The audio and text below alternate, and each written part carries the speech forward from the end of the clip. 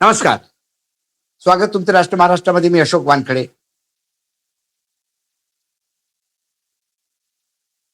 15 तारखेला सगळ्या 29 महानगरपालिकांमध्ये मतदान संपन्न झाले.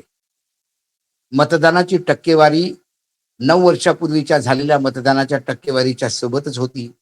मतदारांमध्ये बऱ्याच ठिकाणी उत्साह नव्हता.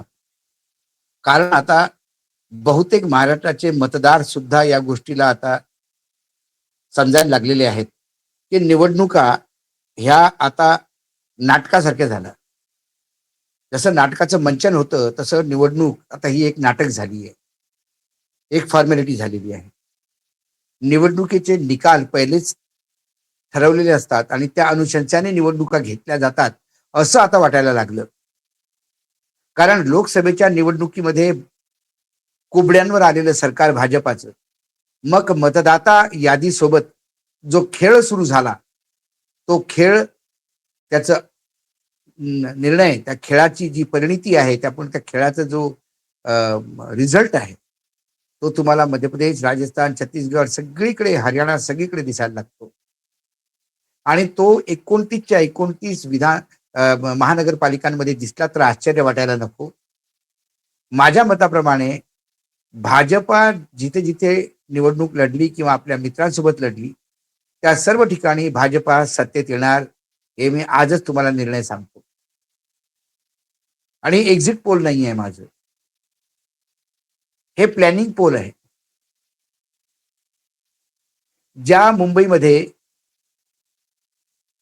देवेंद्र फडणवीसच्या शेवटच्या सभेला, जंगी सभेला, अक्षरशः खुर्च्या खाली होत्या, बाहेरच्या प्रदेशातली लोक आणून बसवल्या गेली, जी काही होती ती, तिथे 222 पैकी 227 पैकी 122 सीट जर भाजपा युती घेऊन येत असेल, सेना आणि भाजपा मिळून, एकनाथ शिंदे आणि भाजपा मिळून, तर मग आश्चर्य वाटायला मला वाटत नाही. तसं वाटायला पाहिजे सगळ्यांना, पण मला वाटत नाही. कारण ज्या बिहारमध्ये अमित शहाच्या रॅली खाली खुर्च्या, अरे सिक्युरिटी वाले लोगों को भेज दो, आने दो, असं म्हणणारे अमित शहा, ते व्हिडिओ आम्ही पाहिले. पंतप्रधानांच्या रोड शो मध्ये अक्षरशः स्कूल स्टुडंटना, तिथे पोरांना हात हलवायला स्कूल ड्रेसमध्ये उभं केलेलं होतं, लोक नव्हती तिथे. भाजपाने 90 सीटच्या जवळपास सीटे घेतल्या, 89. त्यामुळे पहिलेच डिझाईन झालेले असतात निर्णय आणि त्याप्रमाणे मग निवडणुका होतात. मग तुम्हाला मतदान करण्यात येतं, काही ठिकाणी नाही. आज दिवसभर जेव्हा मी बातम्या पाहत होतो महाराष्ट्राच्या, तेव्हा असं मला वाटत होतं की मी महाराष्ट्रातल्या पॅच, आज मी दिवसभर जेव्हा बातम्या पाहत होतो तेव्हा मला वाटलं की मी महाराष्ट्रातल्या बातम्या पाहतो की काय युपी बिहारच्या बातम्या पाहतो रे बाबा. निवडणुका कुठे होत आहेत? जळगावमध्ये पिंपराळा क्षेत्रामध्ये गोळीबार, हवेत गोळीबार झाला. नंतर सांगण्यात आलं का ते आपसात लढाई होती, काहीतरी देण्या घेण्याचा प्रयत्न होता, पण गोळीबार झाला. निवडणुकीच्या वेळेला हत्यारं बाहेरच कशी निघतात, हा मोठा प्रश्न. अमरावतीत शिवसेना उमेदवारांनी ईव्हीएम बंद पडले म्हणून राडा केला. पुणे, सोलापूर, मुंबई, जालना, प्रत्येक ठिकाणी बोगस मतदान म्हणून लोक पकडण्यात आलं. सोलापूरमध्ये आरोप आहेत की कर्नाटकमधनं बसे भरून भरून लोकांना आणलं आणि मतदान करवलं. भांडूपमध्ये शिवसेनेचा राडा झाला. रवींद्र नावाच्या बाईनी सुद्धा पुरुषाचं नाव घेऊन मतदान केल्याच्या बातम्या आहेत. शाई नखाला लावलेली कशी पुसल्या जाते आणि ती मार्करने केलेली असते. आणि एका ठिकाणी तर मी हे वाचलं की अक्षरशः भूषण गंगराणी, जे कमिशनर आहेत बीएमसीचे, ते म्हणाले की हो, शाई पुसते. त्यामुळे बोगस वोटिंग, रिवोटिंग किती लोकांनी केलं याचा काही आकडा नाही. पाडू नावाचा प्रकार आहे, प्रिंटिंग ऑक्झिलरी डिस्प्ले युनिट. हे पाडू कुठल्याही राजकीय दलाला कधी विश्वासात घेतलं नाही. त्या पाडू बद्दल कुठेही उल्लेख नाही. एकाएकी चालत्या निवडणुकीमध्ये ज्या दिवशी मतदान आहे त्याच्या 2 दिवस अगोदर पाडू नावाचा प्रकार तुम्ही सांगता की जर मशीन बंद पडलं तर आमच्याकडे स्टँड बाय पाडू आहे. हे पाडू कशाला आहे? विपक्षांना पाडण्यासाठी आहे की त्यांना संपवण्यासाठी आहे? नाशिकमध्ये भाजपाच्या उमेदवारावर आरोप होते निखिल खोलेवर की तो पैसे वाटतो म्हणून लोकांनी त्याच्या घरावर हल्ला केला. अशा प्रत्येक ठिकाणच्या बातम्या, हिंसक बातम्या ह्या महाराष्ट्रात अक्षरशः महाराष्ट्राचा बिहार झाल्यासारखं वाटत होतं. पण एक्झिट पोल जे आलेत, जसं मी तर सगळे 29 ठिकाणी सांगितलं की बीजेपी समर्थितच सरकार किंवा बीजेपीची सरकार येणार.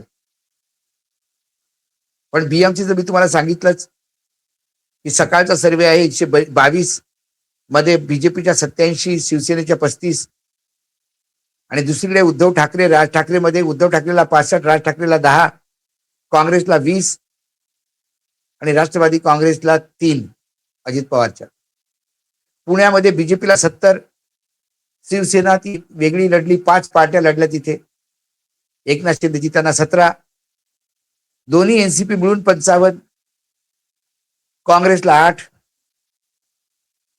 उद्धव ठाकरे आणि एमएनएस मिळून 7 आणि शरद पवारला 10.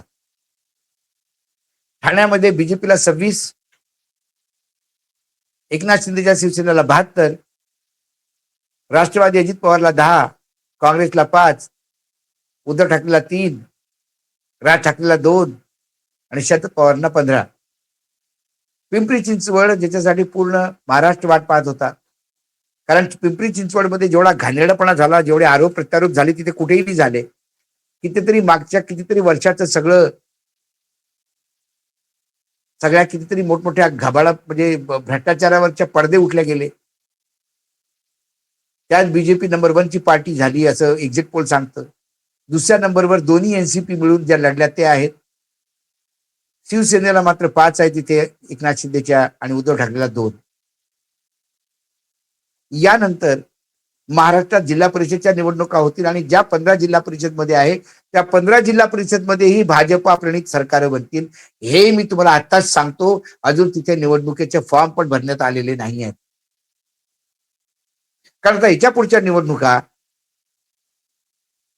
सरकार, सत्तेमध्ये असलेली राजनीतिक दल, निवडणूक आयोग आणि अधिकारी हे मिळून डिझाईन करतात का असं वाटायला लागलेलं आहे. बंगालमध्ये ममता आहे, डबल इंजिनचं सरकार तिथं नसल्यामुळे तिथे एक अडचण आहे. तिकडे स्टॅलिन आहे तामिळनाडूमध्ये आणि इकडे केरळमध्ये लेफ्ट आहे. या 3 ठिकाणी आपल्या हातात सत्ता कशी येते याचाच प्रकार चालू आहे. ममता बॅनर्जीची जी केस चालू होती कोर्टामध्ये ईडीचा, म्हणजे ममताचा जो ऍडवायझर होता, ज्याच्याकडे सगळं पॉलिटिकल ऍडवायझर, ज्याच्याकडे सगळा डाटा होता, पूर्ण तृणमूल काँग्रेसनी निवडणूक कशी लढवायची याची पूर्ण प्लॅनिंग होती, तिथे ईडीनं रेड केली की ते सगळं जप्त करून कोणाला तरी द्यायचं असेल ईडीला. कितीतरी वर्षापूर्वीची जुनी केस काढली, कुठेतरी तुमचे व्यवहार आहेत म्हणून, आणि एकदम त्यांच्या अंगावर गेली. आणि मग जेव्हा ईडी तृणमूल काँग्रेस हायकोर्टमध्ये गेली तेव्हा ईडीने सांगितलं तिथं अहो आम्ही तिथे एक कागदही नाही उचलला. हायकोर्ट म्हणाला मग केसच खतम. पण त्याच वेळेला ईडी सुप्रीम कोर्टात गेली आणि सांगितलं की आम्ही कागद घेतली होती, आमच्या हातातनं कागद हिसकावून घेतली मॅडमनी. आणि तिकडे ईडीवर झालेला एफआयआर याच्याबद्दल सुद्धा जेव्हा कोर्टात गेली तेव्हा सुप्रीम कोर्ट, तेच पंचोली साहेबांचं बेंच, ज्या पंचोलींना गुजरातमधनं सुप्रीम कोर्टमध्ये आणण्याच्या वेळेला जस्टिस नागराथनी खूप ऑब्जेक्शन घेतले होते, त्यांनीच निर्णय दिला की ईडीवर एफआयआर करू शकत नाही. आणि राज्य सरकारला नोटीस दिल्या की तुम्ही का ईडीला काम करू देत नाही. आता उद्या ममता बॅनर्जी आतमध्ये गेली आणि हातातनं फाईल हिसकावून घेतल्याबद्दल ममता बॅनर्जीला अरेस्ट होऊ शकतं, तिच्यावर एफआयआर होऊ शकतात. आणि ममता बॅनर्जी अरेस्ट झाल्यावर तिला जमानत मिळायला जर 6, 7, 8 महिने लागले, तोपर्यंत निवडणुका घोषित होतील, राष्ट्रपती शासन लागू होईल. ह्या सगळ्या घटना येतील का अशी भीती वाटायला लागली. कारण बंगालमध्ये जर बीजेपीला यायचं असलं तर तिथं ममताच्या हातात सत्ता असोपर्यंत ती येऊ देणार नाही. कारण कर्मचारी आणि अधिकारी, तो जो 3चा ट्रँगल आहे, निवडणूक आयोग, सत्ता पक्ष आणि कर्मचारी, त्यात कर्मचारी इथे केंद्रामधली सत्ता पक्ष आणि निवडणूक आयोग जरी सोबत असले तरी तो कर्मचारी तसं होऊ देणार नाही. त्यासाठीच आपल्याकडे पार्ट्या फोडून देवेंद्र फडणवीस ने एकनाथ शिंदेला मुख्यमंत्री केलं कारण तो सत्तेत येण्यासाठी एकनाथ शिंदे हे OTP होते असं मला वाटतं. आज रोखोक मध्ये एवढंच. पुन्हा येतो उद्या काही विषयासोबत. नमस्कार. पाहत रहा राष्ट्र महाराष्ट्र.